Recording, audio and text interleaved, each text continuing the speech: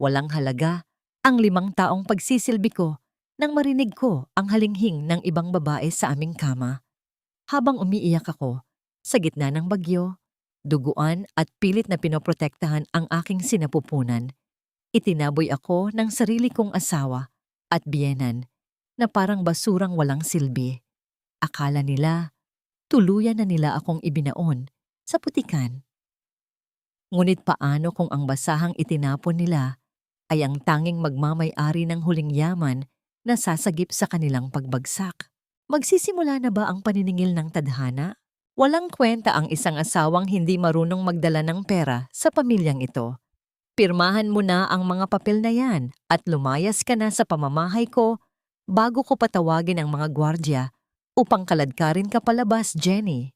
Ang tinig ni Doña Carmen ay parang talim ng kutsilyong humihiwa sa katahimikan ng malawak na sala. Sa bawat salitang binibitawan ng matanda, tila nawawalan ng hangin sa paligid si Jenny.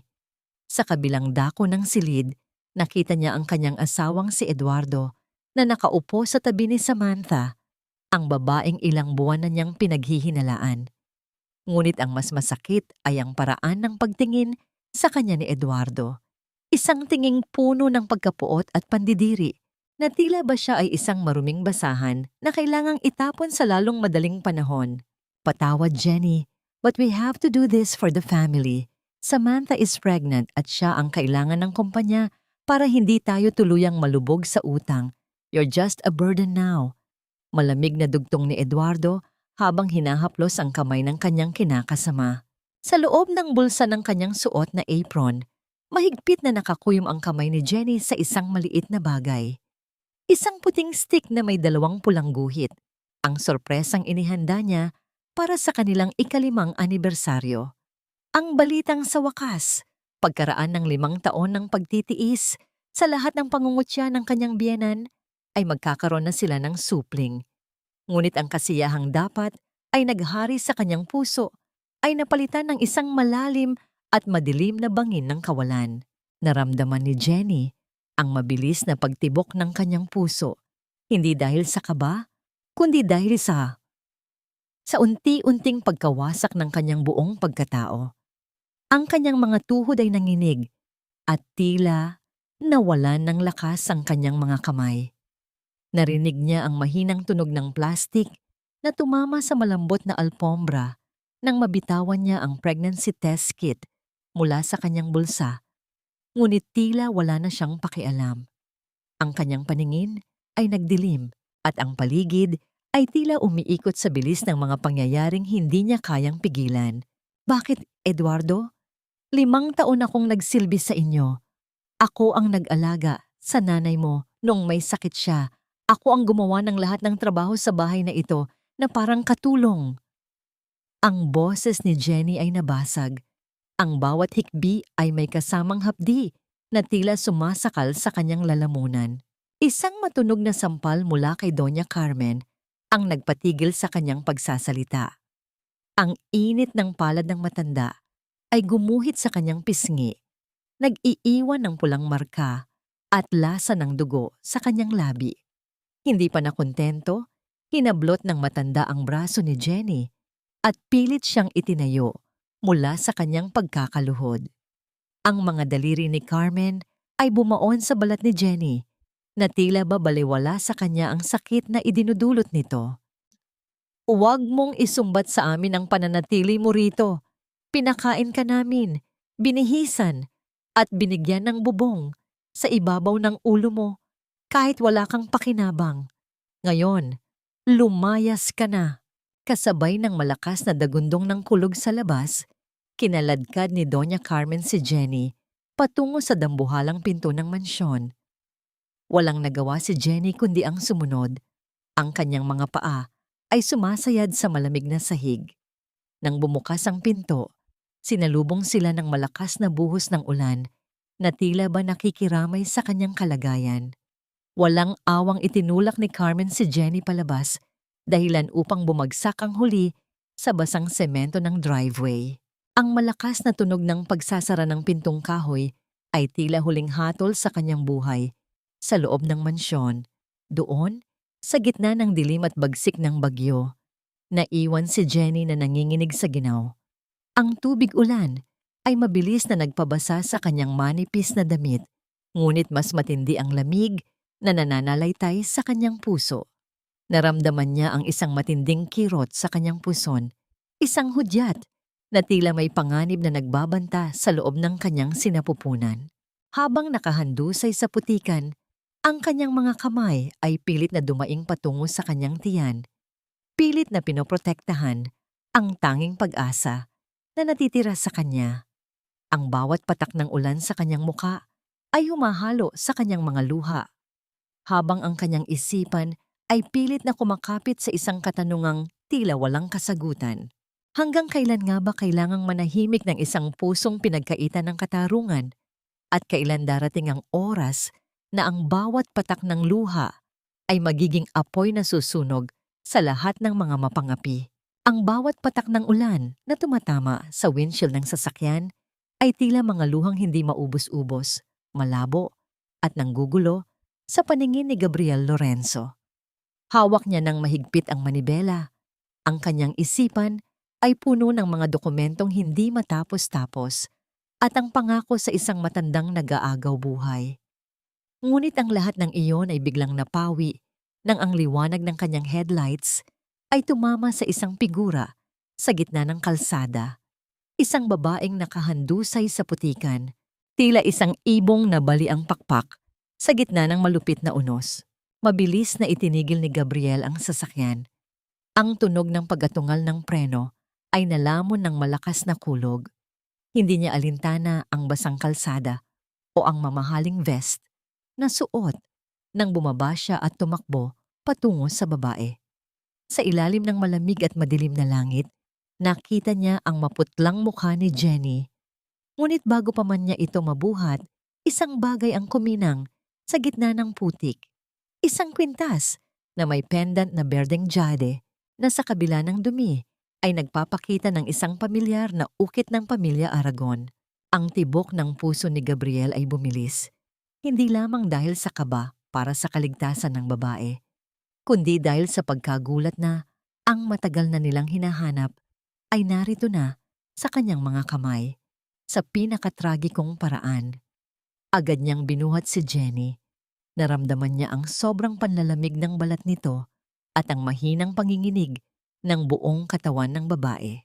Sa loob ng ospital, ang katahimikan ay binabasag lamang ng mabilis na hakbang ng mga nurse at ang mahinang huni ng mga kagamitang medikal. Nakatayo si Gabriel sa tapat ng glass window ng emergency room. Ang kanyang mga kamay ay nakapasok sa bulsa ng pantalon. Pilit na itinatago ang panginginig ng kanyang mga daliri. Ginamit niya ang kanyang awtoridad bilang punong abogado ng mga Aragon upang matiyak na ang pinakamagagaling na doktor ang titingin kay Jenny. Kailangang mabuhay ang mag-ina, doktor. Gawin ninyo ang lahat, anuman ang halaga. Ang kanyang tinig ay malamig, ngunit may halong pakiusap na hindi matatanggihan. Makalipas ang ilang oras, unti-unting iminulat ni Jenny ang kanyang mga mata. Ang puting kisame at ang amoy ng gamot ang bumati sa kanya. Ang unang pumasok sa kanyang isipan ay ang kirot sa kanyang puson. Ang anak ko, ang baby ko, ang kanyang bulong na halos hindi marinig sa sobrang hina. Isang mainit at matatag na kamay ang humawak sa kanyang nanginginig na palad. Tumingin siya sa gilid at nakita ang isang estrangherong may malalalim na mata at mukhang puno ng pag-aalala. Ligtas ang bata, Jenny. Ligtas na kayo. Huwag kang mag-alala. Narito na ako. Ang sabi ni Gabriel sa malumanay na paraan. Ang kanyang boses ay tila isang mainit na kumot na bumalot sa nanunuyong puso ni Jenny.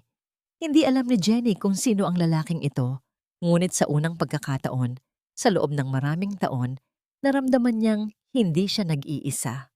Tila bumalik ang alaala ni Gabriel sa huling gabi nila ni Don Alejandro Aragon. Ang matanda, habang nakahiga sa kanyang kama ng karamdaman, ay mahigpit na humawak sa braso ni Gabriel at nagwika. Hanapin mo ang aking apo, Gabriel, ang anak ng aking kaisa-isang anak na si Elena. Ang tanging palatandaan ay ang kwintas ng jade na ibinigay ko sa kanyang ina. Siya ang huling pag-asa ng ating lahi. Ngunit ang katahimikan sa loob ng VIP room ay biglang nabulabog ng mag-vibrate ang sirang cellphone ni Jenny sa ibabaw ng lamesa. Ang tunog nito ay tila isang babala. Kinuha ni Gabriel ang telepono at nakita ang isang mensahe mula sa pangalang Eduardo. Huwag ka nang magpapakita sa amin kahit kailan. Bukas, ipapadala ko ang mga papel para sa annulment. Pirmahan mo na kung ayaw mong masaktan pa ang pamilya mo. Wala kang halaga sa akin, Jenny, ni hindi ko alam kung paano kita natiis ng 5 taon. Nakita ni Gabriel ang panginginig ng labi ni Jenny habang binabasa ang mensahe. Ang isang luhang nanatili sa gilid ng kanyang mata ay tuluyang pumatak, bumabasa sa malinis na unan ng ospital. Ang kanyang katawan ay tila naging kasing gaspang ng papel sa sobrang sakit ng bawat salitang binabasa. Kinuha ni Gabriel ang cellphone mula sa kamay ni Jenny at pinindot ang power button hanggang sa magdilim ang screen. Tumingin siya nang diretso sa mga mata ng babae. Ang kanyang ekspresyon ay naging kasing tigas ng bato. Oras na para ibaon ang mga taong hindi marunong magpahalaga, Jenny. Mula ngayon, wala nang makakasakit sa'yo. Dahil ang pamilyang itinapon mo ay papalitan ng isang imperyong sasambahin ka.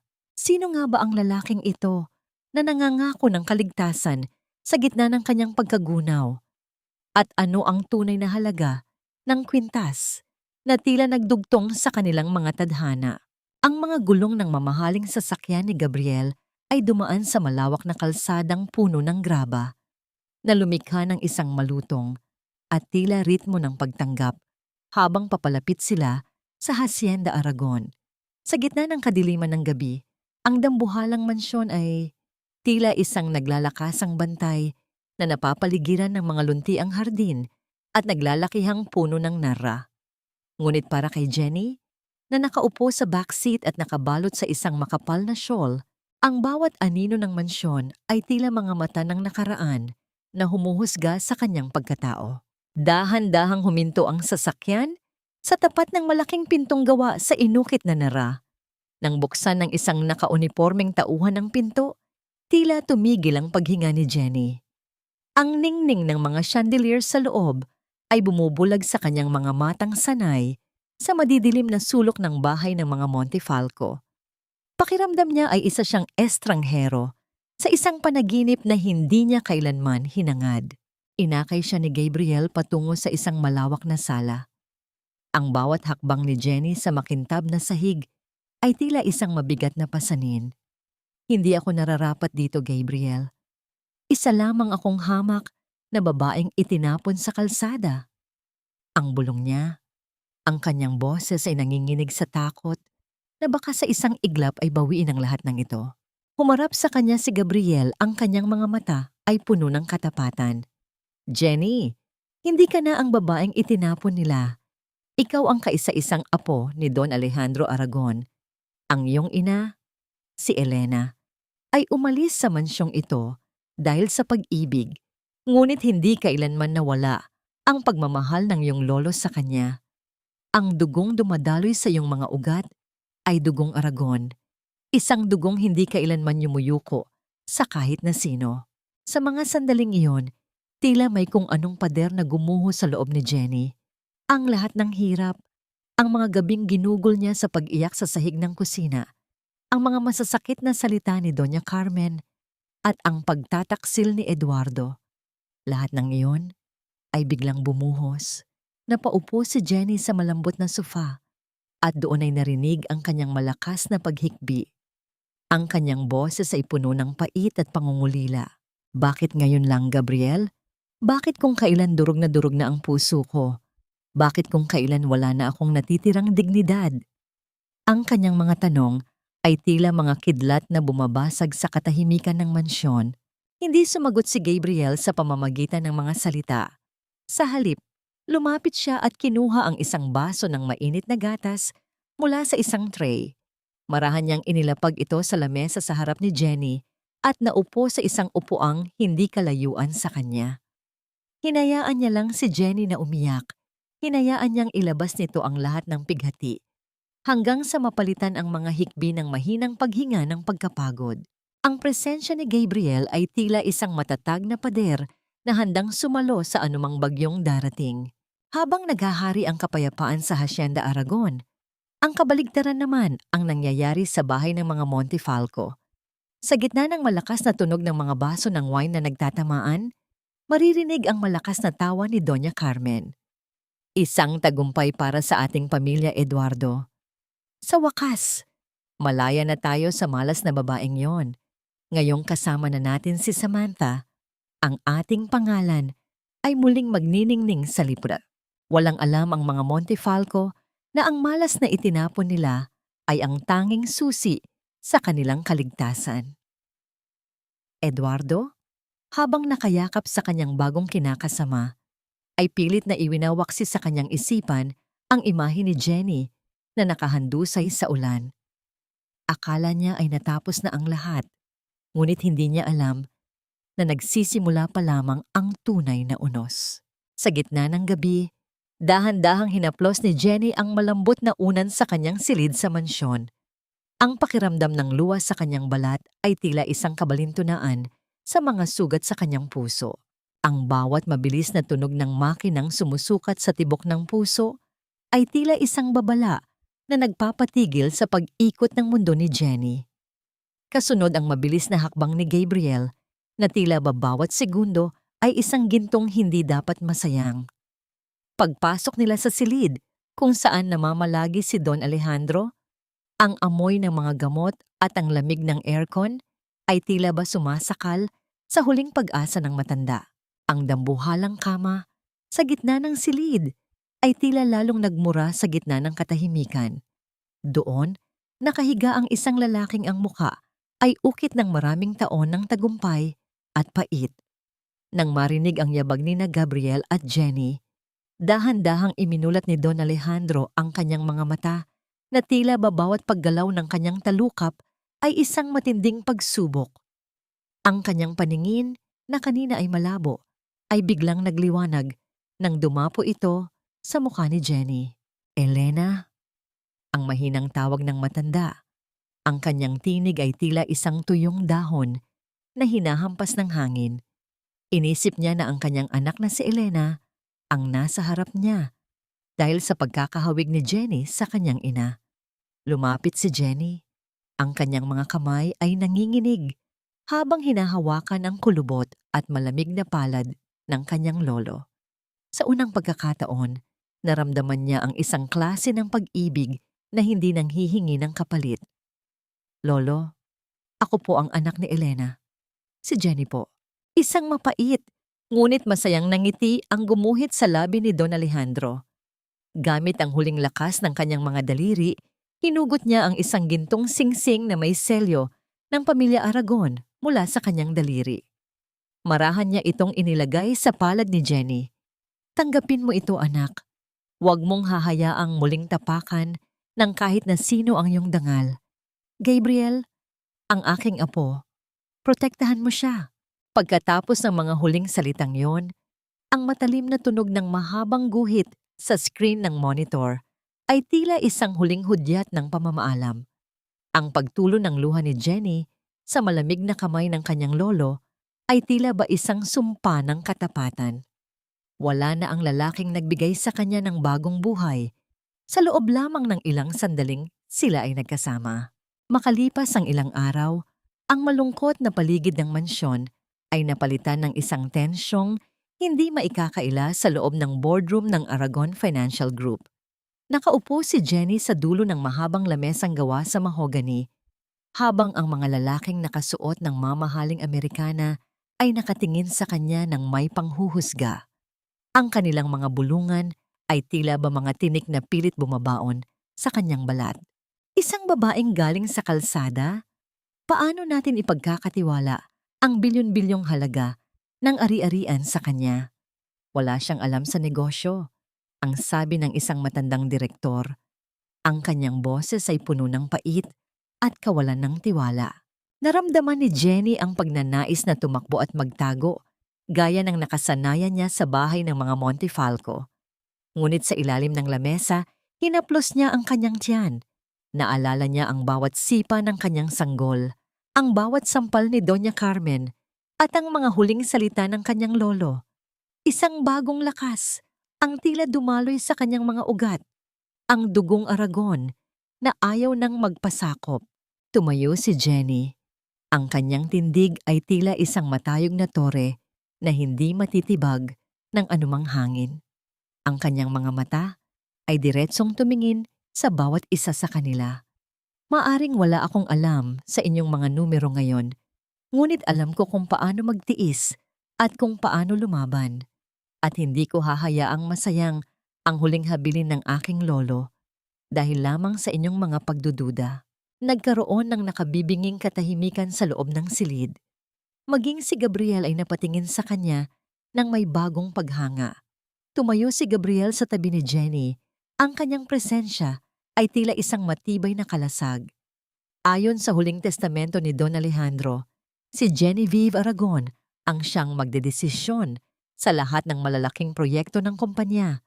At sisimulan natin ito sa Hacienda Eco Resort Project, ang mariing deklara ni Gabriel. Ang pangalan ng proyektong iyon ay tila isang bomba na sumabog sa silid. Ito ang proyektong ilang taon nang pinapangarap ng pamilya Montefalco, ang kanilang tanging pag-asa upang hindi tuluyang maghirap. Ngayon, ang kapalaran ng kanilang kinabukasan ay nasa mga kamay na ng babaeng kanilang itinapon sa ulan. Ang bawat gabi sa loob ng silid-aklatan ng mansyon ay naging saksi sa unti-unting pagbabago ni Jenny. Ang dating mga kamay na sanay sa paghawak ng walis at paglalaba ng maruruming damit ay natututo na ngayong humawak ng mga panulat at magbuklat ng makakapal na libro tungkol sa ekonomiya at batas. Sa ilalim ng malamlam na liwanag ng lampara, ang mga numero at graph na dati ay tila mga banyagang simbolo ay unti-unti nang nagkakaroon ng saysay sa kanyang isipan. Ngunit sa likod ng bawat tagumpay sa pag-aaral, ang pagod ay tila isang aninong laging nakasunod sa kanya, lalo na't ang bigat sa kanyang sinapupunan ay paalala ng isang buhay na kailangan niyang protektahan.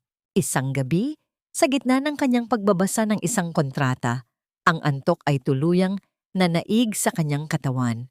Ang kanyang ulo ay dahan-dahang bumagsak sa ibabaw ng lamesa.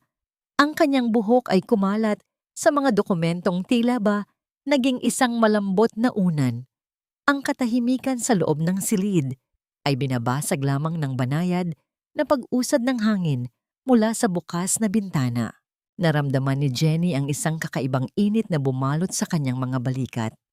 Hindi niya kailangang imulat ang kanyang mga mata upang malaman kung sino ang naroon. Ang amoy ng sandalwood at sariwang kape ay sapat na upang malaman niyang si Gabriel ang nagkumot sa kanya gamit ang sarili nitong Amerikana. Sa gitna ng kanyang pagitan ng pagtulog at paggising, naramdaman niya ang isang marahang haplos sa kanyang ulo, isang haplos na puno ng paggalang at tila ba isang panalangin. "Gising ka na pala!" ang mahinang sabi ni Gabriel nang maramdaman niyang gumalaw si Jenny. Ang tinig nito ay tila isang malalim na himig na nagpapatigil sa lahat ng ingay sa mundo. Nanatiling malapit si Gabriel sa kanya. Ang isang kamay nito ay nakapatong sa likod ng kanyang upuan, habang ang isa naman ay itinuturo ang isang bahagi ng dokumento. Nararamdaman ni Jenny ang mainit na hininga ni Gabriel sa kanyang pisngi. Isang distansyang tila ba nagpapatibok ng kanyang puso sa paraang hindi niya kailanman naramdaman kay Eduardo. "You're doing great, Jenny. Malapit mo nang matapos ang pag-aaral sa proyektong ito. Magiging mahusay kang leader," ang bulong ng lalaki. "Salamat, Gabriel. Kung wala ka, baka bumalik na lang ako sa putikan," ang sagot ni Jenny habang nakatingin sa mga mata ni Gabriel. Sa mga sandaling iyon, ang tensyong bumabalot sa kanila ay tila ba isang kuryenteng hindi nakikita ngunit damang-dama ng bawat hibla ng kanilang pagkatao. Samantala, Sa kabilang panig ng lungsod, ang kadiliman sa loob ng bahay ng mga Montefalco ay tila ba sumasalamin sa kanilang kapalaran. Wala na ang mga tawanan at tunog ng mamahaling wine. Ang maririnig na lamang ay ang bulyaw ni Samantha habang hinahakot ang kanyang mga gamit. Wala ka ng silbi, Eduardo. Isang inutil ka. Paano ko pakakasalan ang isang lalaking hindi man lang mapanatili ang sarili niyang kumpanya? I'm taking my investment back at huwag mo na akong tatawagan muli. Ang malakas na tunog ng pagsasara ng pinto ay tila isang huling hantungan sa ambisyon ni Eduardo. Naiwan si Eduardo na nakatulala sa gitna ng kanyang magulong sala. Sa kanyang isipan, biglang sumagi ang imahe ni Jenny, ang babaeng laging naroon upang pagsilbihan siya. Ang babaeng hindi kailanman nagreklamo kahit gabi na siyang umuuwi. At ang babaeng hindi humihingi ng anuman kundi pagmamahal. Isang matinding pagsisisi ang sandaling dumaan sa kanyang dibdib, ngunit agad din itong nalamon ng kanyang pagiging makasarili. Kahit papaano si Jenny, hindi niya ako iiwan ng ganito kung narito siya. Ang bulong niya sa sarili, habang pilit na humahanap ng paraan upang isalba ang kanyang pangalan. Kinabukasan, sa loob ng isang malawak na dressing room sa mansyon ng Aragon, nakatayo si Jenny sa harap ng isang dambuhalang salamin. Nakasuot siya ng isang dekalidad na navy blue business suit na tila ba sadyang ginawa para sa kanyang bagong katauhan. Ang kanyang buhok ay maingat na inayos at ang kanyang mga mata ay hindi nakakikitaan ng takot kundi ng isang apoy na handang tumupok sa anumang balakid. Pumasok si Gabriel at tumigil sa may pintuan. Ang kanyang ngiti ay hindi lamang dahil sa kagandahan ng babaeng nasa harap niya, kundi dahil sa matagumpay na pagbangon ng isang kaluluwang inakala ng lahat ay durog na. You look powerful, Jenny. Handa ka na ba? Handa na ako, Gabriel. Panahon na upang harapin ang mga taong akala ay tapos na ang kwento ko. Ang sagot ni Jenny habang kinukuha ang kanyang bag. Ngunit ang kanilang paghahanda ay nabalam nang pumasok ang sekretarya ni Jenny na may dalang balita. Ang mukha nito ay puno ng pagtataka. Ma'am, sir, may isang lalaki po sa labas ng gate. Kanina pa po siya doon, nakaluhod sa ilalim ng init ng araw. Sinasabi niyang kailangan niya raw po kayong makausap, Ma'am Jenny. Siya raw po ang asawa ninyo, si Eduardo Montefalco.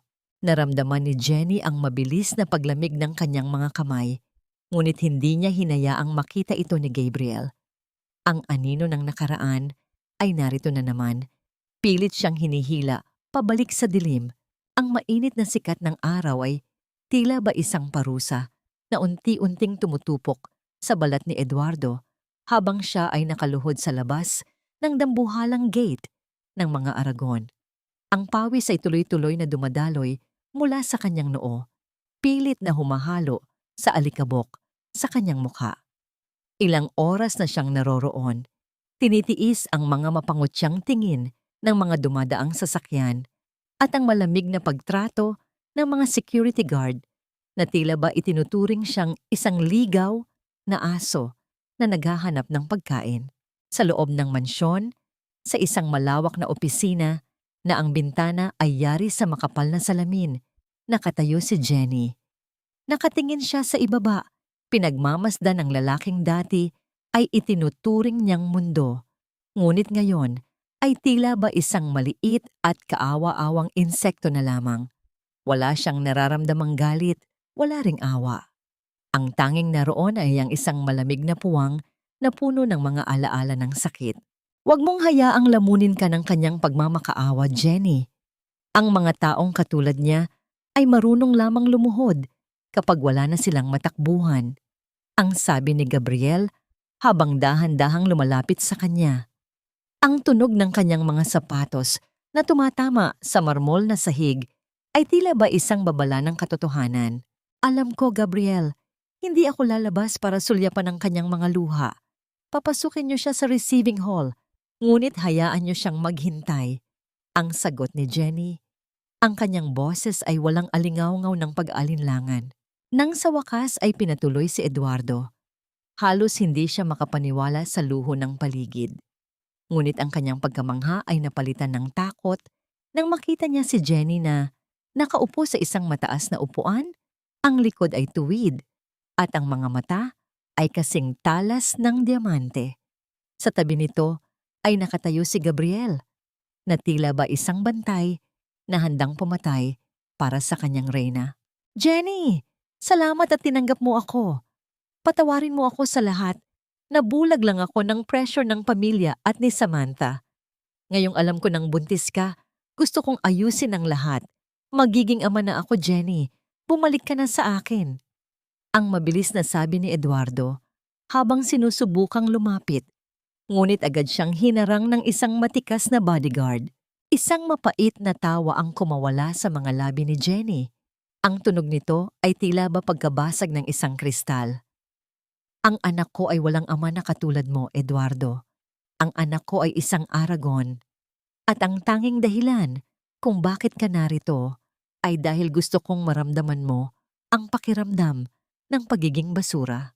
Kasabay nito, sa lumang bahay ng mga Montefalco, ang ingay ng mga gamit na kinakaladkad at ang malakas na pagbagsak ng mga kahon ay bumabasag sa katahimikan. Si Doña Carmen ay halos himatayin habang pinagmamasdan ang mga tauhan ng bangko na kinukuha ang kanyang mga paboritong sofa at ang dambuhalang portrait niya sa dingding. Hindi niyo ito pwedeng gawin. Kami ang mga Montefalco. Eduardo, nasaan ka na? Tulungan mo ako. Ang sigaw ng matanda, ngunit ang tanging sumagot sa kanya ay ang tunog ng hangin sa bakanteng bahay. Isang kolektor ang lumapit at kinuha ang huling piraso ng alahas sa kanyang leeg, isang pekeng perlas na tanging natira sa kanya. Ang kahihiyan o hiya na kanyang nararamdaman ay mas matindi pa sa anumang pisikal na sakit. Bumalik ang eksena sa opisina ni Jenny. Inilabas ni Eduardo ang isang gusot na papel mula sa kanyang bulsa, ang ultrasound na nakuha niya sa ilalim ng kama noon. Jenny, may ebidensya ako. Hindi mo maitatago sa akin ang anak ko. Sasabihin ko sa lahat na kinidnap mo ang apo ng mga Montefalco. Isang hakbang ang ginawa ni Gabriel. Ang kanyang katawan ay tila ba naglalabas ng isang nakakatakot na aura.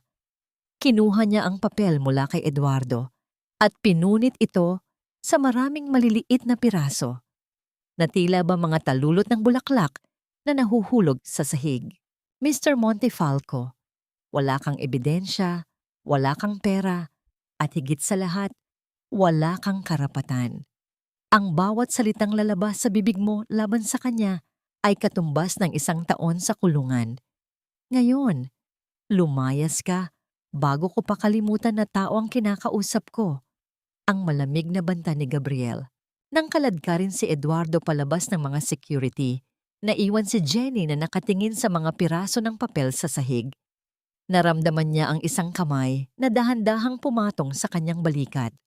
Hindi ito ang kamay na nanakit sa kanya noon, kundi ang kamay na nagligtas sa kanya sa gitna ng unos. Ang bawat hakbang sa loob ng lumang simbahan ng Quiapo ay tila ba nagdadala ng isang mabigat na alingaw-ngaw ng mga dalangin at pagsisisi. Ang amoy ng namamatay na kandila at ang halimuyak ng mga sariwang sampagita ay humahalo sa malamig na hangin na nanggagaling sa labas. Sa gitna ng katahimikan, isang babaeng nababalot ng misteryo ang dahan-dahang naglalakad patungo sa harap ng altar. Nakasuot si Jenny ng isang itim na lace veil na bahagyang tumatakip sa kanyang mukha, ngunit sapat pa rin upang makita ang ningning ng kanyang mga mata na tila ba mga bituin sa gitna ng kadiliman. Doon, sa harap ng krus, lumuhod si Jenny. Hindi siya narito upang humiling ng kayamanan, kundi upang ihandog ang isang tahimik na panalangin para sa kanyang namayapang lolo at para sa kaligtasan ng buhay na tumitibok sa loob ng kanyang sinapupunan. Naramdaman niya ang marahang paggalaw ng kanyang sanggol, isang sipa na tila ba nagsasabing hindi siya dapat matakot. Sa kabilang bahagi ng simbahan, isang pamilyar na anino ang dahan-dahang lumalapit. Si Doña Carmen na nakasuot ng kanyang huling disenteng barong, ngunit halata na ang pagkaluma nito, ay naglalakad ng may pag-aalinlangan. Narito ang matanda hindi upang magdasal, kundi upang humanap ng paraan kung paano makakahiram ng pera mula sa isang kuraparoko na dati ay kanyang binibigyan ng malalaking donasyon. Ang kanyang mukha ay puno ng pait at ang kanyang mga mata ay pabalik-balik sa pagtingin sa paligid. Tila ba natatakot na may makakilala sa kanya sa kanyang kasalukuyang kalagayan. Nang dumaan si Carmen sa harap ni Jenny, bigla siyang napatigil. Nakita niya ang isang babaeng nakaluhod na ang bawat detalye ng suot mula sa tahi ng damit hanggang sa gintong rosaryo sa mga kamay nito ay sumisigaw ng kapangyarihan at yaman. Dahil sa takot na baka ito ay isang mataas na opisyal o isang mahalagang tao sa lipunan, yumukod si Carmen ng malalim. Ang babaeng dati ay sinampal niya at kinaladkad sa ulan. Ngayon ay kanyang binibigyan ng pinakamataas na galang. "Magandang umaga po, senyora." Ang mahinang boses ni Carmen na puno ng kaplastikan at pagpapakumbaba. Naramdaman ni Jenny ang mabilis na paglamig ng kanyang dugo. Ang tinig na yon ay nagdala ng mga alaala ng sakit na tila ba mga sariwang sugat na muling binuksan. Halos tumigil ang pagtibok ng kanyang puso at ang kanyang mga kamay ay nagsimulang manginig sa ilalim ng kanyang belo. Sa mga sandaling iyon, tila ba ang pader ng kanyang bagong pagkatao ay guguho sa harap ng kanyang dating kaapihan. Ngunit bago pa man siya tuluyang mabalot ng takot, naramdaman niya ang isang matatag na kamay na humawak sa kanyang siko. Si Gabriel, na tahimik na sumunod sa kanya sa loob ng simbahan, ay nakatayo na sa kanyang tabi.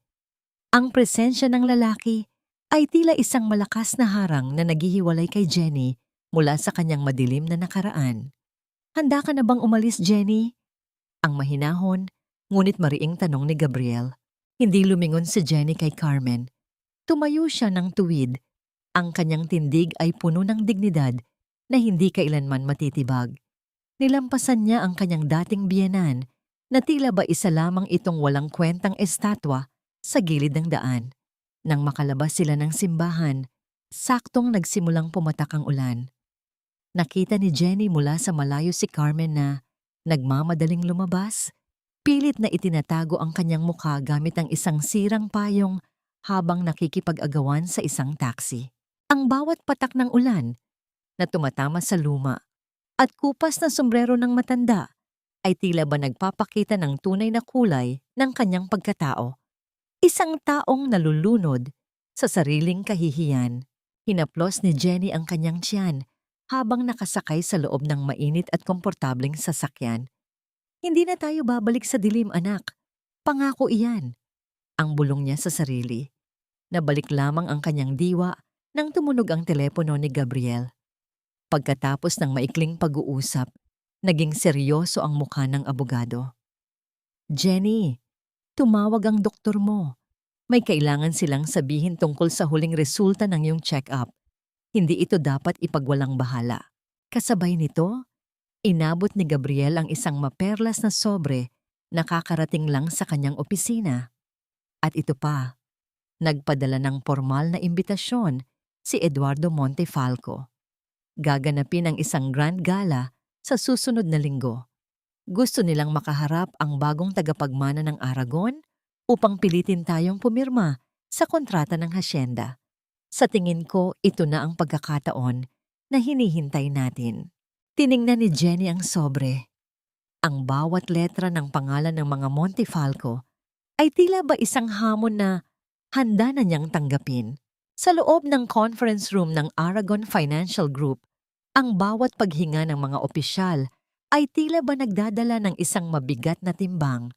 Nakaupo si Jenny sa gitna. Ang kanyang mga kamay ay magkahawak sa ibabaw ng lamesa, habang ang maperlas na sobre ng imbitasyon mula sa mga Montefalco ay nakalapag sa harap niya. Ang mga direktor ay nagpapalitan ng mga tinging puno ng pag-aalinlangan. Ang kanilang mga bulong ay tila ba mga tuyong dahon na hinihipan ng hangin. Hindi natin kailangang magpunta roon, Ma'am Jenny. Ang pamilyang iyon ay pabagsak na. Isang malaking panganib sa ating reputasyon ang makisalamuha sa kanila. Ang sabi ng isang matandang board member. Tumingin si Jenny kay Gabriel na nakatayo sa tabi ng bintana at pinagmamasdan ang mabilis na pag-usad ng mga sasakyan sa ibaba. Pagkatapos ay muling ibinalik ni Jenny ang kanyang paningin sa mga direktor. Ang bawat pag-ukit ng kanyang ekspresyon ay puno ng isang bagong klaseng determinasyon. Tatanggapin natin ang imbitasyon, ang mariing sabi ni Jenny. Ang tunog ng kanyang panulat habang itiniti pa ito sa lamesa ay tila isang huling hatol. Gusto nila ng isang palabas upang isalba ang kanilang pangalan? Bibigyan natin sila ng isang obra maestra na hindi nila malilimutan. Isang mabilis na sulyap ng paghanga ang dumaan sa mga mata ni Gabriel. Ang babaeng iniligtas niya mula sa ulan ay wala na. Ang nasa harap niya ngayon ay isang reynang handa nang bawiin ang kanyang kaharian. Samantala, sa isang madilim at mabahong opisina sa sulok ng Maynila, ang amoy ng sigarilyo at lumang papel ay tila sumasakal kay Eduardo. Nakaupo siya sa harap ng isang lalaking may malalaking gintong singsing at nakakatakot na ngiti. Ang tunog ng pagbibilang ng pera ay tila musika sa pandinig ni Eduardo. Ngunit ang bawat papel na kanyang hawak ay may kapalit na panganib. Siguraduhin mo lang, Montefalco, kapag hindi pumirma ang mga Aragon sa Grand Gala, hindi lang ang kumpanya mo ang kukunin ko. Ang bawat sentimeng inutang mo ay babayaran mo ng dugo. Ang banta ng loan shark habang hinihipa ng usok ng sigarilyo sa mukha ni Eduardo. Sa kabilang dako, si Doña Carmen ay abala sa loob ng isang mamahaling butik. Kahit na ang kanyang credit card ay paulit-ulit ng tinatanggihan. Upang mabili ang pinaka-engranding damit para sa gala, palihim niyang kinuha mula sa kanyang pitaka ang huling alaala ng kanyang yumaong asawa, isang gintong relo na matagal na niyang itinatago. Walang bahid ng pagsisisi ang kanyang mukha nang iabot ito sa cashier. Para sa kanya, ang sining ng hiya ay dapat iwasan sa anumang paraan, kahit na ang kapalit nito ay ang pagtataksil sa sariling dangal. Nang sumapit ang gabi sa Hacienda Aragon, ang katahimikan ay tila isang malambot na kumot na bumabalot sa paligid. Nararamdaman ni Jenny ang matinding pagod sa kanyang mga binti dahil sa bigat ng kanyang dinadala. Habang nakaupo siya sa isang malambot na armchair, biglang bumukas ang pinto at pumasok si Gabriel na may dalang isang maliit na palanggana ng mainit na tubig na may mga luntiang dahon ng herbal. Nagulat si Jenny nang makitang lumuhod si Gabriel sa kanyang harapan. Ang abogado na kinatatakutan ng lahat sa loob ng courtroom ay marahang kinuha ang mga paa ni Jenny upang ilubog sa mainit na tubig. Gabriel, hindi mo kailangang gawin ito. Maraming katulong dito, ang nahihiyang sabi ni Jenny habang pilit na kinukuha ang kanyang paa. Ngunit hinawakan siya ng mahigpit ni Gabriel. Ang kanyang mga kamay ay puno ng lambot at pag-iingat. Hayaan mong alagaan kita, Jenny. Kahit sa ganitong paraan lang, ang bawat hakbang na gagawin mo bukas ay mahalaga, kaya kailangan mong maging malakas. Ang init ng tubig at ang masarap na amoy ng lavender ay tila ba nag-aalis ng lahat ng sakit sa katawan ni Jenny. Tumingin siya sa ulo ni Gabriel habang ito ay abala sa pagmamasahe ng kanyang mga paa.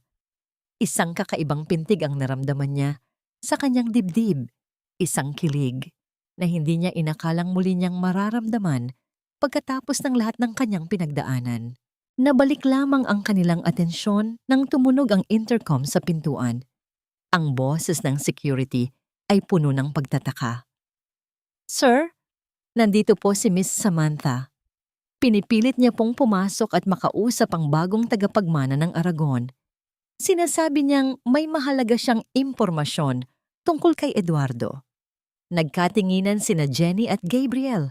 Ang anino ng nakaraan ay tila ba muling kumatok sa pintuan, dala ang isang bagong sikretong maaaring magpabago sa lahat. Minsan, ang ulan ay hindi lamang tubig na nagmumula sa langit, kundi mga alaala ng hapding pilit nating ibinabaon, ngunit muling hinuhukay ng malamig na hangin. Habang nakatayo si Jenny sa harap ng dambuhalang bintana ng kanyang silid, ang bawat mahinang pagtama ng ulan sa salamin ay tila mga daliring kumakatok sa kanyang nakaraan. Naalala niya ang gabing iyon, ang putik, ang dugo, at ang kawalan ng awa sa mga mata ni Eduardo. Napahawak siya ng mahigpit sa kanyang shawl. Ang kanyang buong katawan ay nakaramdam ng isang panginginig na hindi kayang alisin ng makapal na tela. Pinapaalis na natin si Samantha, Jenny. Wala siyang dalang anuman kundi ang kanyang sariling takot at pagsisisi dahil iniwan siya ng swerte. Ang mahinahong tinig ni Gabriel na nagmula sa pintuan. Dahan-dahang lumingon si Jenny. Nakita niya si Gabriel na may dalang isang tasa ng mainit na gatas. Ang liwanag ng lampara ay nagbibigay ng isang malambot na anino sa kanyang mukha na nagpapakita ng isang pag-aalalang higit pa sa tungkulin ng isang abogado. Inilapag ni Gabriel ang gatas sa maliit na lamesa at naupo sa isang armchair na may ligtas na distansya mula kay Jenny. Hindi ako makatulog, Gabriel. Sa tuwing ipinipikit ko ang aking mga mata, naririnig ko ang tunog ng pagsasara ng pinto ng mansyon ng mga Montefalco. Pakiramdam ko, hanggang ngayon ay basa pa rin ako ng ulan at nag-iisa sa kalsada. Ang pag-amin ni Jenny, ang kanyang boses ay halos isang bulong na lamang. Huminga ng malalim si Gabriel. Sa halip na magbigay ng mga gasgas na payo, nagsimula siyang magkwento tungkol sa sarili niyang nakaraan. Isinalaysay niya ang tungkol sa kanyang paglaki bilang isang ulilang kinuha ni Don Alejandro, kung paano siya nagsumikap upang maging karapat-dapat sa tiwalang ibinigay sa kanya. Alam mo, Jenny, sa loob ng maraming taon, ang tanging alam ko lang ay ang batas at ang paghihiganti para sa mga taong inaapi. Ngunit nang makita kita sa gitna ng bagyong iyon, naramdaman ko na may mas mahalaga pa pala kaysa sa katarungan. Tumingin si Jenny sa kanya. Ang kanyang mga mata ay nagtatanong, ano iyon? Ang pag-ibig na marunong maghintay at maghilom, ang sagot ni Gabriel. Ang kanyang mga mata ay nananatiling nakatuon kay Jenny, puno ng isang katapatang tila ba nagpapatibok ng puso ng babae sa paraang hindi niya kailanman naramdaman noon.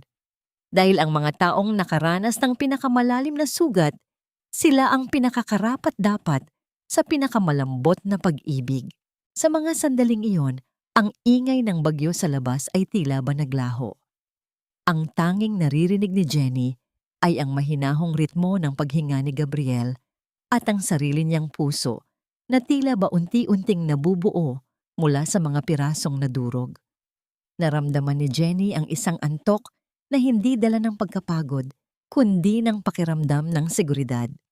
Dahan-dahang bumagsak ang kanyang mga talukap at bago siya tuluyang makatulog, naramdaman niya ang isang mainit na kumot na itinabon sa kanya at ang mahinang bulong ni Gabriel lang, magpahinga ka na, aking reyna.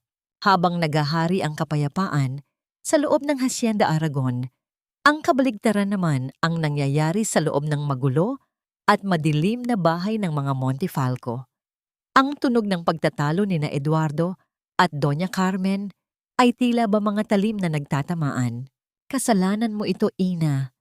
Kung hindi mo ako pinilit na pakasalan si Samantha para sa pera niya, hindi sana tayo nagkaganito. Ngayon, wala na si Samantha, wala na ang kumpanya, at bukas baka wala na rin tayong buhay kapag hindi tayo tinulungan ng mga Aragon.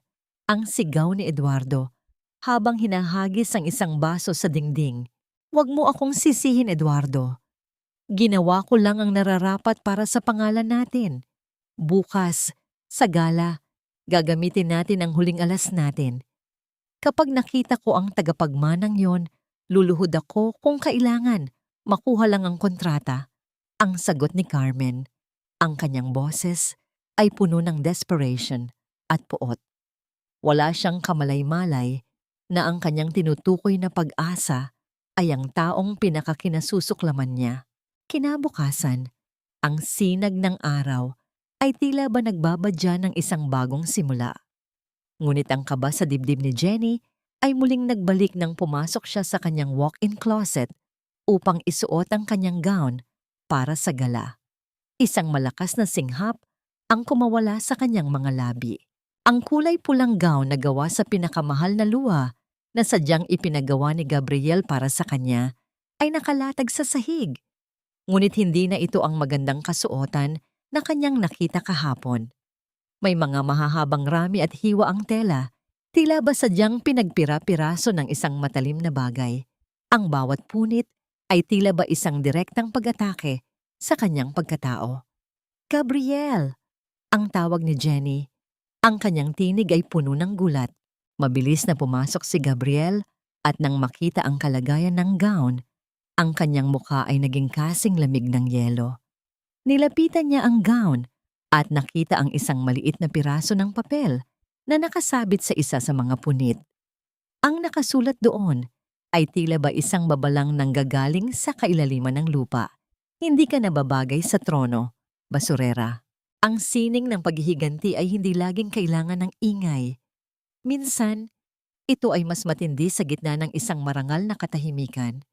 Sa loob ng silid ni Jenny, ang hangin ay tila ba nababalot ng bango ng mga sariwang rosas at ang amoy ng mamahaling pabango.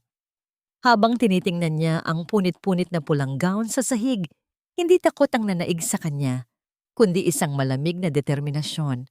Huwag mong hayaang masira ang gabi mo ng isang pirasong tela. Jenny, ang sabi ni Gabriel habang naglalakad, patungo sa isang dambuhalang cabinet sa gilid ng silid. May kinuha siyang isang mahabang kahon na gawa sa pelus. Nang buksan niya ito, isang liwanag na tila ba nanggagaling sa buwan ang tumama sa mukha ni Jenny. Isang puting gown na gawa sa pinong luwa at napapalamutian ng mga tunay na perlas, ang gown na isinuot ng kanyang inang si Elena sa huling pagkakataon bago ito umalis sa mansyon. Ito ang iyong tunay na baluti. Ang bulong ni Gabriel. Nang isuot ito ni Jenny, tila ba bumalik ang lahat ng dangal na ninakaw sa kanya. Ang bawat haplos ng tela sa kanyang balat ay tila ba mga yakap ng kanyang ina, nagbibigay ng lakas na hindi kayang ibigay ng anumang salapi. Samantala, ang ballroom ng Grand Hotel ay punong-puno ng mga kumukutitap na ilaw at ang tunog ng mga violin na naglalaro ng isang masiglang himig. Ngunit sa gitna ng karangyaan, ang amoy ng desperation ay tila ba mas nangingibabaw. Si Doña Carmen, na nakasuot ng isang makulay ngunit masyadong masikip na gown, ay abala sa paglakad-lakad sa paligid. Ang kanyang mga mata ay tila ba mga agila na naghahanap ng biktima. Siguraduhin mong makukuha natin ang atensyon ng tagapagmana ng Aragon, Eduardo. Kapag hindi tayo nagtagumpay ngayon, bukas ay sa kalsada na tayo matutulog. Ang gigil na sabi ni Carmen sa kanyang asawa. Nang dumaan ang isang waiter na may dalang tray ng mga inumin, aksidenteng nasagi nito ang laylayan ng gown ng matanda. Nang walang pag-aalinlangan, isang matunog na sampal ang iginawad ni Carmen sa kawawang waiter. Inutil! Alam mo ba kung magkano ang gown na ito? Mas mahal pa ito sa buhay mo. Ang sigaw niya, dahilan upang lumingon ang lahat ng mga bisita. Sa halip na mahiya, lalong itinaas ni Carmen ang kanyang noo, pilit na ipinapakita ang isang awtoridad na matagal na niyang wala. Sa labas ng hotel, ang tunog ng sabay-sabay na paghinto ng mga itim na sasakyan ay tila ba isang hudyat ng digmaan. Ang mga bodyguard na nakasuot ng barong ay mabilis na bumaba at humilera sa harap ng entrance. Nang bumukas ang pinto ng unang sasakyan, lumabas si Gabriel Lorenzo. Ang kanyang tindig ay tila ba isang pader na hindi matitibag at ang kanyang mga mata ay kasing lamig ng gabi. Mabilis na tumakbo si Eduardo patungo sa kanya, ang kanyang mukha ay puno ng kaplastikan ng ngiti. Attorney Gabriel, salamat at nakarating kayo. Nasaan na ang bagong tagapagmana? Gusto namin siyang bigyan ng isang espesyal na pagtanggap, ang sabi ni Eduardo, habang pilit na inaabot ang kanyang kamay para sa isang handshake. Ngunit tiningnan lamang ni Gabriel ang kamay ni Eduardo nang may matinding pandidiri. Mr. Montefalco, ang aking mga kamay ay para lamang sa mga taong may dangal at ang aking kliyente, hindi siya nangangailangan ng inyong pagtanggap. Kayo ang dapat magdasal na tanggapin niya ang inyong paghingi ng tawad. Ang bawat salita ni Gabriel ay tila ba isang sampal sa mukha ni Eduardo. Ang katahimikan sa paligid ay naging mabigat at ang bawat bulungan ng mga bisita ay tila ba mga karayom na bumabaon sa balat ng mga Montefalco. Eksaktong 9:00 ng gabi, ang lahat ng ilaw sa loob ng ballroom ay biglang namatay. Ang tanging natira ay ang isang maliwanag na spotlight na nakaturo sa dambuhalang pintong gawa sa ginto. Ang tunog ng dahan-dahang pagbukas ng pinto ay tila ba isang tibok ng puso na bumibilis sa bawat segundo. Ladies and gentlemen, ang malakas na anunsyo ng MC na nagmula sa entablado. Let us welcome the President of Aragon Financial Group and the sole heir of the Aragon Empire, Miss Genevieve Aragon. Ang bawat paghinga sa loob ng ballroom ay tila tumigil. Si Doña Carmen at Eduardo ay halos malaglag ang mga panga nang makita ang figurang lumitaw sa gitna ng liwanag. Ang babaeng nakasuot ng puting gown na may korona ng perlas sa ulo at ang tindig na tila ba isang diyosa ng katarungan ay ang babaeng kanilang itinapon, sinaktan at minaltrato. Sabi mo noon, wala akong silbi. Ngayon, sabihin mo sa akin, Carmen, sino sa ating dalawa ang walang silbi sa harap ng lahat? Ang bulong ni Jenny sa tenga ni Doña Carmen ay tila isang malamig na hangin na nanggagaling sa kailaliman ng isang libingan. Naramdaman ni Jenny ang panginginig ng mga balikat ng matanda, ang marahas na paghabol nito sa hininga na tila ba bawat segundo ay unti-unting nauubos ang hangin sa paligid. Ang ningning ng mga chandelier sa kisame ay tila ba naging mga matatalas na mata na nakatitig sa kahihiyan ng mga Montefalco. Dahan-dahang itinuwid ni Jenny ang kanyang tindig at hinarap ang dambuhalang pulutong ng mga tao. Ang bawat bulungan sa paligid ay tila mga huni ng mga bubuyog na hindi mapatahimik. Di ba asawa yan ni Eduardo? Iyan ba yung pinalayas nila sa ulan? Paanong naging Aragon ang isang katulong? Ang mga tanong na ito ay tila mga latigo na humahampas sa mukha ni Eduardo, na ngayon nakatayo sa isang sulok, putla at hindi malaman kung saan titingin. Jenny, babe, let's talk in private. I'm sure may misunderstanding lang. Ang pilit na sabi ni Eduardo habang sumusubok na lumapit. Ang kanyang mga kamay ay nanginginig sa desperasyon. Isang hakbang ang ginawa ni Gabriel, inilagay ang sarili sa pagitan ni Jenny at ni Eduardo. Ang boses ng abogado ay tila isang pader na hindi matitibag. Mr. Montefalco, there is no private talk. Ang tanging pag-uusapan natin dito ay ang pagbagsak ng inyong kumpanya at ang formal na pagtanggi ng Aragon Financial Group sa inyong proposal. Huminga ng malalim si Jenny. Naramdaman niya ang matinding pagkirot sa kanyang puso habang nakatingin kay Eduardo. Naalala niya ang bawat gabi ng paghihintay, ang bawat hapdi ng mga salitang itinapon nito sa kanya. Ngunit sa halip na sumigaw, tiningnan niya ang kanyang dating asawa nang may matinding kawalan ng pakiramdam. Dati, ang tanging hiling ko lang ay ang makita mo ang halaga ko bilang asawa mo. Pero ngayon, nakikita ko na kung gaano kakaliit sa paningin ko, Eduardo. Ang bawat luha ko noon ay naging matitibay na hagdan upang marating ko ang kinalalagyan ko ngayon. Ang deklara ni Jenny, ang kanyang boses ay umalingaw-ngaw sa buong ballroom. Biglang humakbang si Doña Carmen.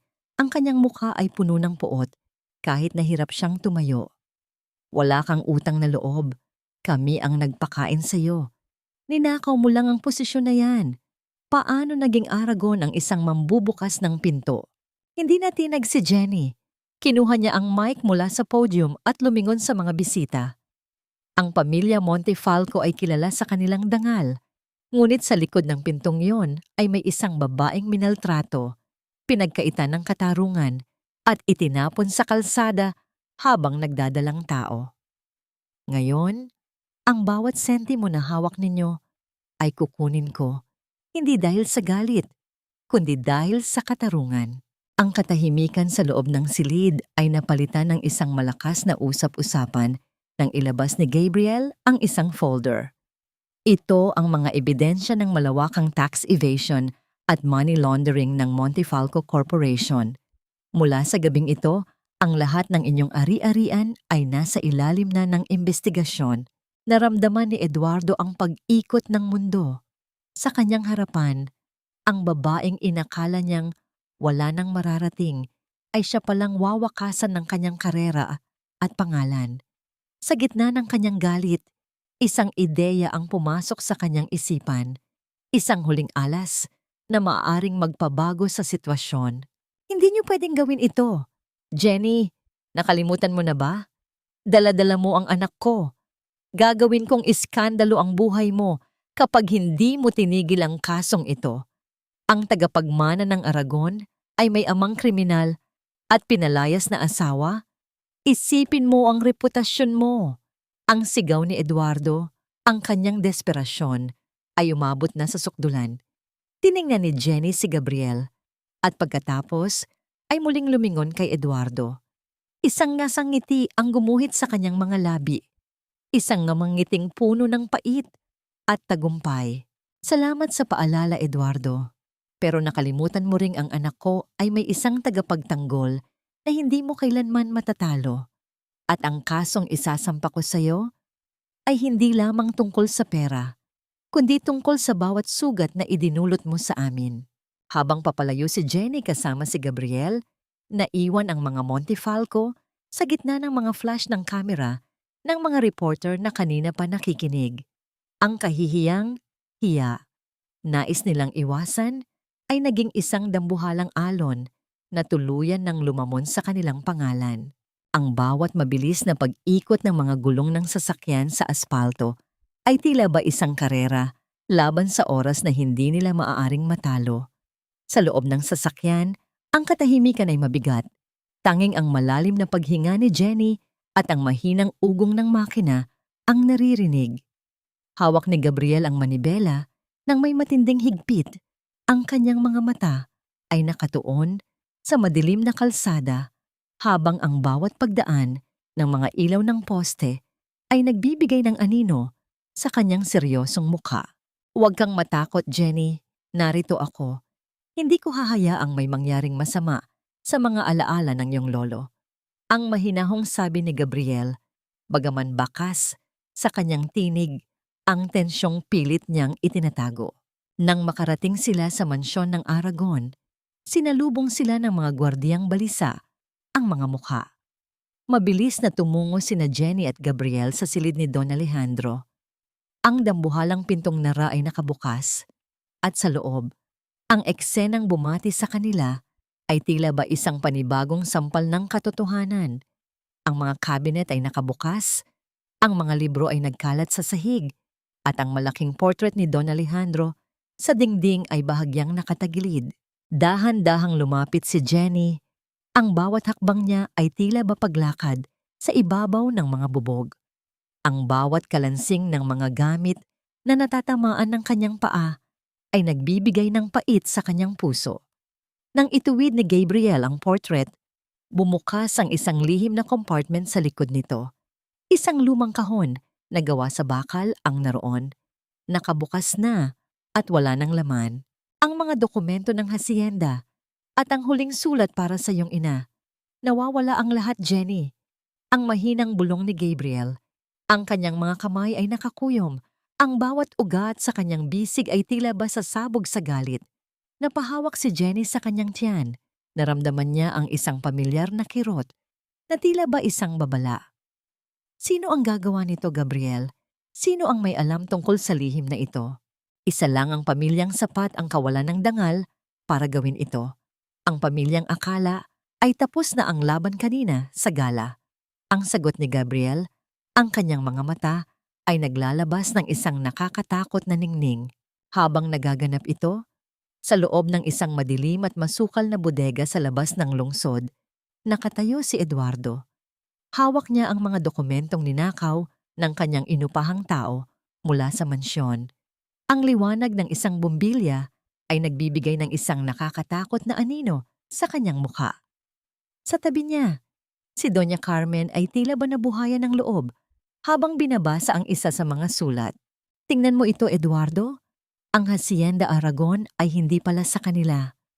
May isang dokumento rito na nagsasabing ang lupang kinalalagyan ng hacienda ay may utang na loob sa pamilya natin mula pa noong unang panahon.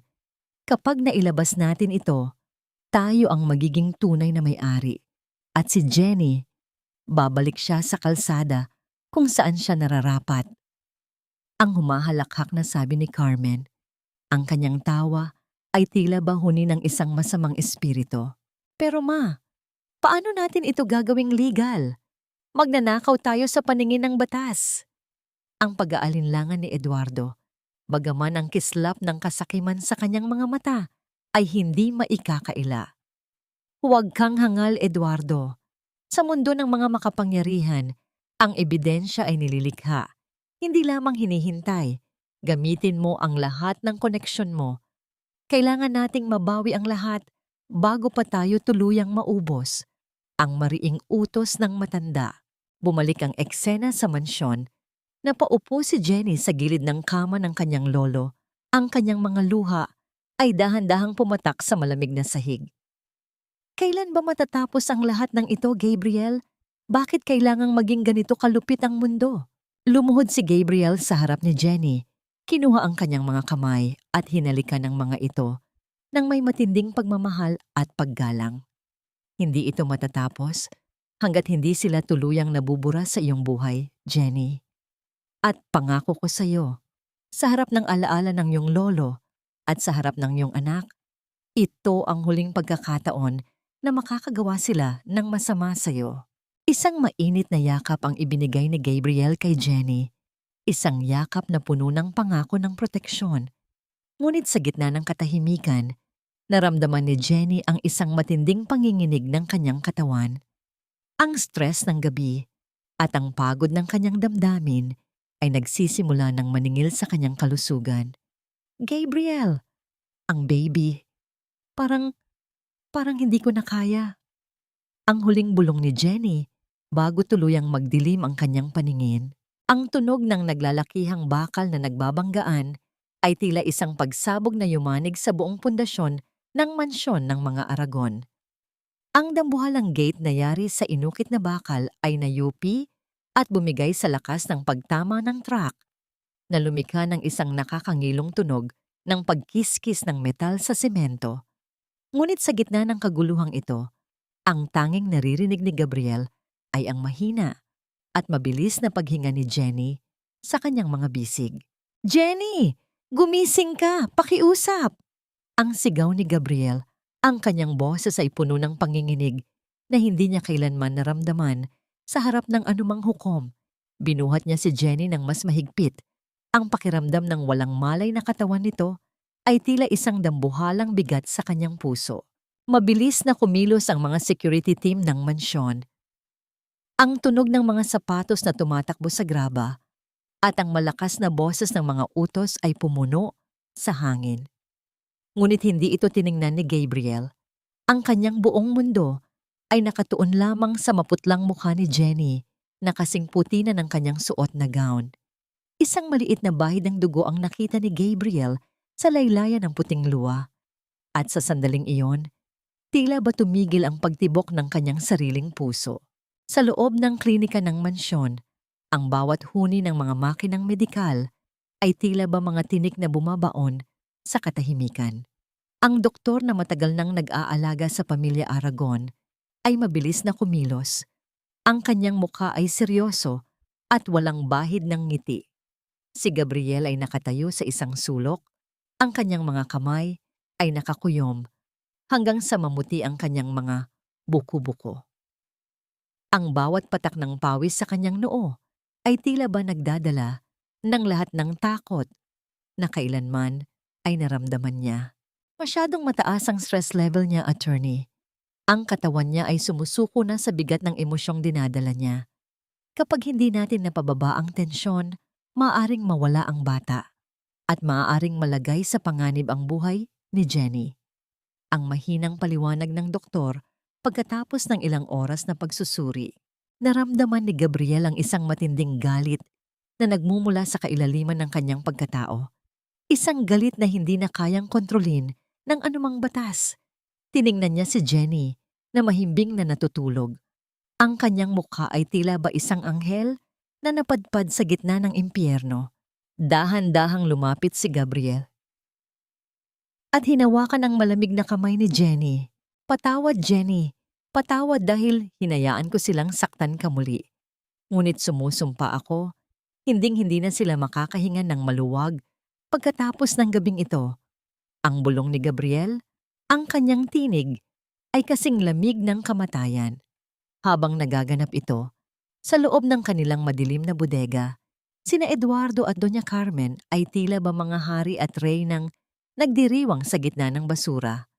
Ang tunog ng mga pahina ng dokumento na kanilang binubuklat ay tila musika sa kanilang pandinig. Nakita mo ba ang mukha ni Gabriel kanina, Eduardo? Siguradong hihimatayin din ang basurerang yon kapag nalaman niyang hawak natin ang katibayan na ang Aragon ay bunga lamang ng pagnanakaw sa ating mga ninuno. Ang halakhak ni Carmen, ang bawat guhit ng kanyang muka ay puno ng kasakiman. Siguraduhin mo lang, ma, na hindi tayo matutunton ng mga pulis sa pagkakabangga ng truck sa gate nila. Masyadong malakas ang koneksyon ni Gabriel, ang nag-aalalang sabi ni Eduardo. Bagaman ang kanyang kamay ay mahigpit pa ring nakahawak sa mga dokumento. Huwag kang matakot. Ang truck na yon ay nakapangalan sa isang taong matagal na nating binayaran para manahimik. Ang mahalaga ngayon ay ang mga papel na ito. Bukas, ipakikita natin ito sa media. Sisirain natin ang pangalan ng mga Aragon bago pa man sila makagawa ng hakbang, ang sagot ng matanda, habang hinahaplos ang isang lumang sulat na tila ba ito ay ginto. Bumalik ang eksena sa tabi ng higaan ni Jenny. Unti-unting iminulat ni Jenny ang kanyang mga mata. Ang kanyang paningin ay malabo at puno ng pighati. Nang makita niya si Gabriel na nakaupo sa kanyang tabi, isang mahinang luha ang pumatak mula sa kanyang mata. Gabriel, ang baby, ayaw kong mawala siya. Ang halos hindi marinig na bulong ni Jenny. Dahan-dahang yumukod si Gabriel at idinikit ang kanyang noo sa noo ni Jenny. Naramdaman ni Jenny ang init ng hininga ni Gabriel at ang katatagan ng kanyang presensya. Hindi siya mawawala, Jenny. Lalaban tayo. At sisiguraduhin kong sa susunod na imulat mo ang iyong mga mata, wala nang anino ng mga Montefalco ang tatama sa iyong paningin. Sa mga sandaling iyon, isang mabilis na pagkatok ang narinig sa pintuan. Ang pinuno ng security ay pumasok. Ang kanyang mukha ay puno ng tensyon. Attorney, nakita na namin ang lokasyon ng truck at ang huling tawag na ginawa ng driver bago siya tumakas ay patungo sa isang lumang bodega sa labas ng bayan. Ang bodega na pagmamay-ari ng mga Montefalco. Isang madilim na ngiti ang gumuhit sa mga labi ni Gabriel. Tumayo siya at inayos ang kanyang Amerikana. Ang bawat pagkilos niya ay puno ng isang mapanganib na layunin. Ang salitang mahal na nagmula sa mga labi ni Jenny ay tila isang malakas na agos ng tubig na pumatay sa nagbabagang apoy ng puot sa dibdib ni Gabriel. Nanatiling nakatigil ang kanyang kamay sa hawakan ng pinto. Ang kanyang likod ay bahagyang nakatalikod kay Jenny, ngunit ang panginginig ng kanyang mga balikat ay sapat na upang ipakita ang matinding gulo sa loob ng kanyang pagkatao. Sa loob ng maraming taon, ang tanging nagpapatakbo sa kanyang buhay ay ang katapatan sa batas at ang pangako sa matandang Aragon. Ngunit sa isang iglap, binigyan siya ni Jenny ng isang dahilan upang mabuhay para sa kanyang sarili. Magpahinga ka, Jenny. Pangako, Babalik ako ng may malinis na kamay at katarungan sa aking mga bisig. Ang mahinahong sagot ni Gabriel bago tuluyang lumabas ng silid. Ang bawat hakbang niya sa pasilyo ng mansyon ay tila ba tunog ng isang paparating na paghuhukom, mabigat at hindi matatatakasan. Sa labas ng lungsod, sa gitna ng isang abandonadong bodega na napapaligiran ng matataas na damo at amoy ng kalawang, ang liwanag ng isang bumbilya ay nagbibigay ng isang nakakatakot na ningning sa mukha ni Eduardo. Hawak niya ang mga ninakaw na dokumento. Ang bawat pahina ay tila ba isang tiket patungo sa muling pagbangon ng kanyang pangalan. Sa tabi niya, si Doña Carmen ay tila ba isang linta na nakakapit sa pag-asang muling maging makapangyarihan. Siguraduhin mo, Eduardo, na bukas din ay nasa harap na tayo ng mga reporter. Ipapakita natin ang susing ito at ang mga dokumentong magpapatunay na ang mga Aragon ay walang karapatan sa hasyenda. Ang gigil na sabi ni Carmen habang hinahaplos ang maliit na susing nakuha nila. Ang katahimikan ng bodega ay biglang binuwag ng tunog ng mabilis na paghinto ng ilang sasakyan sa labas. Ang liwanag ng mga headlights ay pumasok sa pagitan ng mga siwang ng lumang pinto. Tila ba mga daliri ng liwanag na naglalantad sa kanilang kasamaan. Ang tunog ng mga sapatos na naglalakad sa maruming sahig ay tila ba isang ritual ng paparating na katapusan. Nang bumukas ang malaking pintong bakal, lumitaw si Gabriel Lorenzo. Hindi siya mag-isa. Sa likuran niya ay ang mga opisyal ng National Bureau of Investigation at ang mga abogado ng kumpanya. Ang tindig ni Gabriel ay tila ba isang tore ng katarungan. Ang kanyang mga mata ay walang bahid ng awa habang nakatingin sa mag-inang Montefalco. Ang kapangahasan ninyo ay wala talagang hanggan, Eduardo. Ninakawan ninyo ang isang pamilyang nagdadalamhati at sinubukan ninyong pumatay ng isang inang walang kalaban-laban. Ang malamig na tinig ni Gabriel na umalingaw-ngaw sa buong bodega. Huwag kang lalapit, Gabriel. Hawak namin ang mga dokumento. Ang Hacienda Aragon ay may utang sa amin.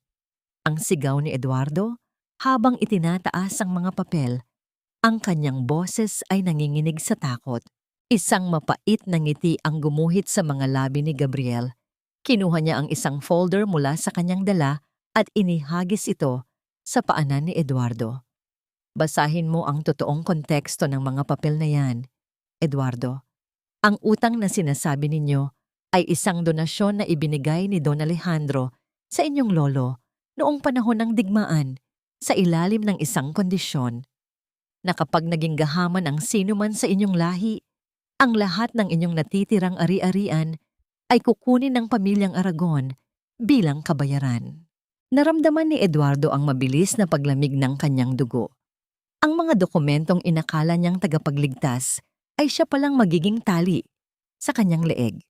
Habang binabasa ni Doña Carmen ang folder, ang kanyang muka ay unti-unting nawalan ng kulay hanggang sa maging kasing puti na ito ng papel. Hindi ito maaari. Isang panlilin lang ito. Ang sigaw ni Carmen, ngunit ang tunog ng pag-click ng mga posas na inilagay sa kanyang mga kamay ay tila ba huling hatol sa kanyang kayabangan. Ang hiya na matagal na niyang pilit na itinatago ay tuluyan ng bumandera sa harap ng mga opisyal ng batas. Kailangan din nating pag-usapan ang tangkang pagpatay sa pamamagitan ng pagpapadala ng truck sa mansyon.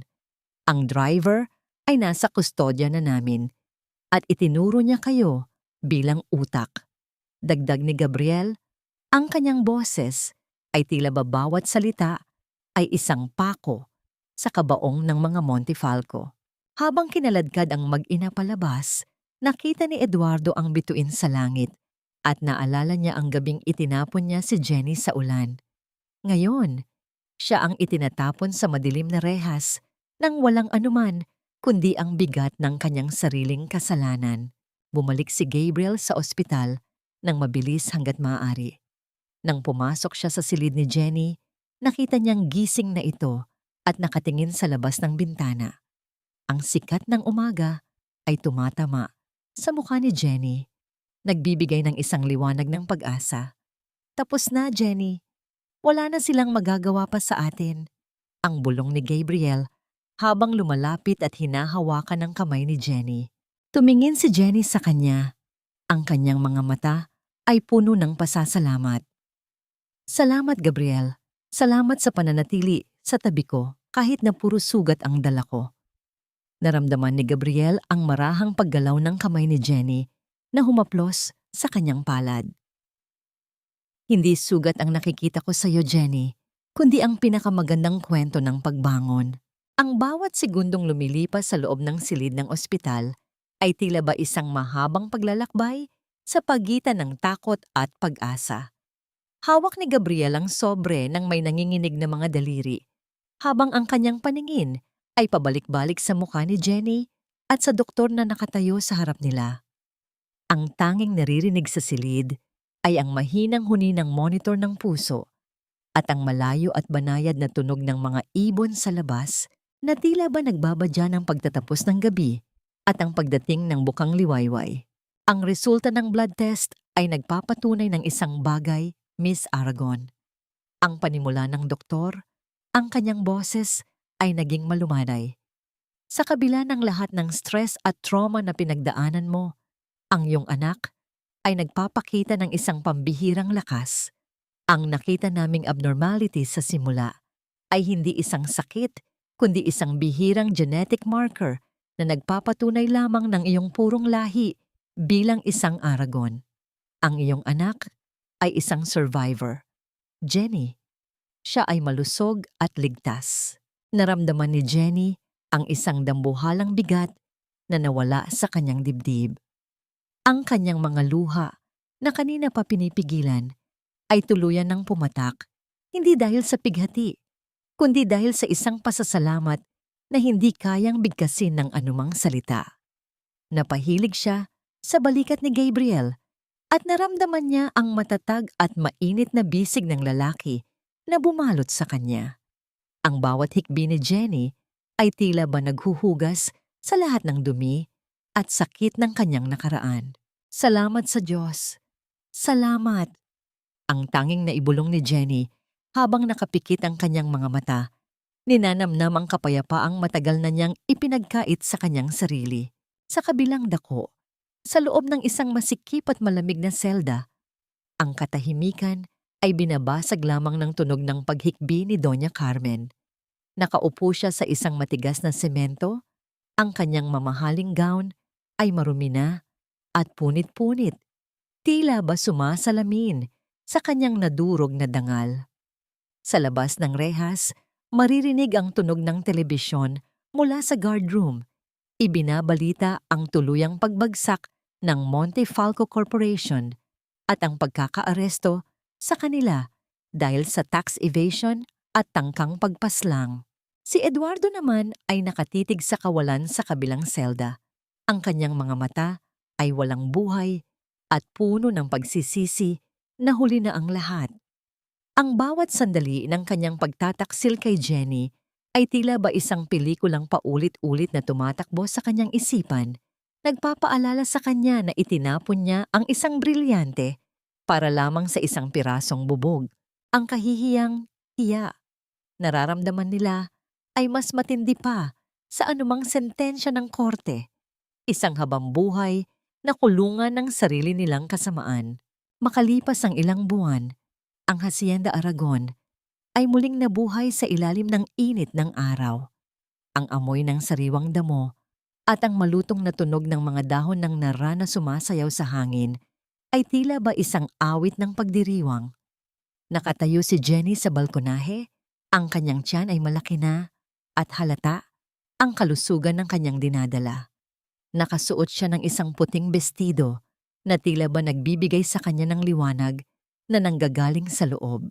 Lumapit si Gabriel at may iniabot sa kanya ang maliit na susing nakuha nila mula sa Vault 404.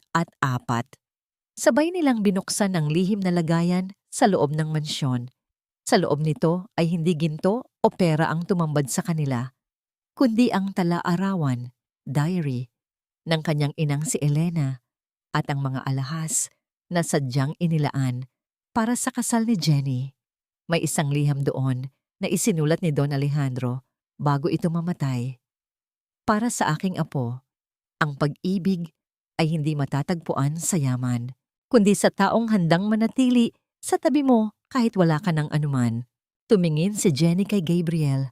Ang kanyang mga mata ay puno ng isang malalim at matandang pag-ibig. Natagpuan ko na ang kayamanang yun, Lolo. Ang bulong ni Jenny sa hangin.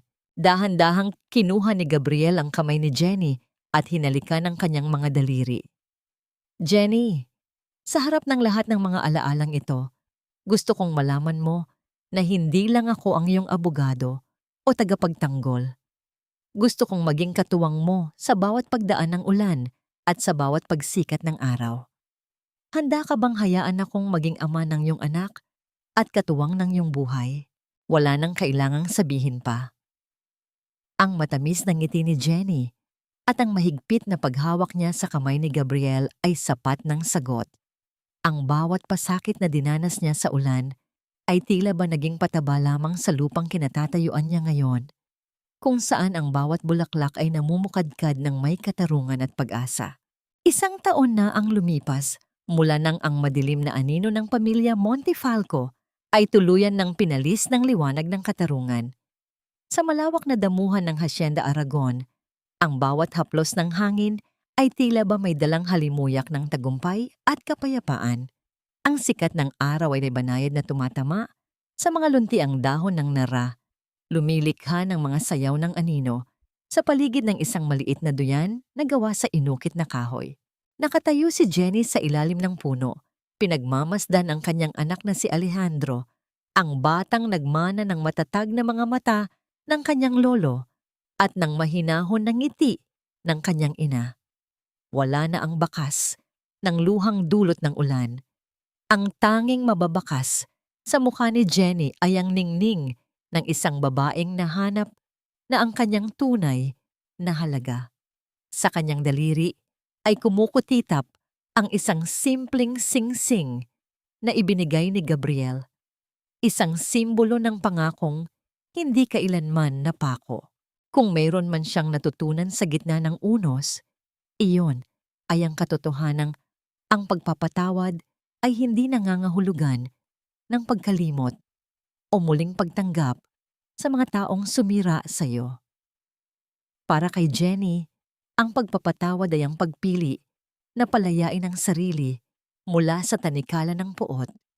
Hindi na niya nararamdaman ang pait kapag nababalitaan ang paghihirap ni na Eduardo at Doña Carmen sa loob ng rehas. Ang kanilang pangalan ay naging isang malabong alaala na lamang, isang babala ng tadhana na ang bawat kasamaang itinanim ay may katumbas na aning pighati. Natagpuan na ni Jenny ang kanyang kapayapaan, isang kapayapaang hindi na kayang nakawin ng kahit na sinong Montefalco. Dahan-dahang lumapit si Gabriel mula sa kanyang likuran.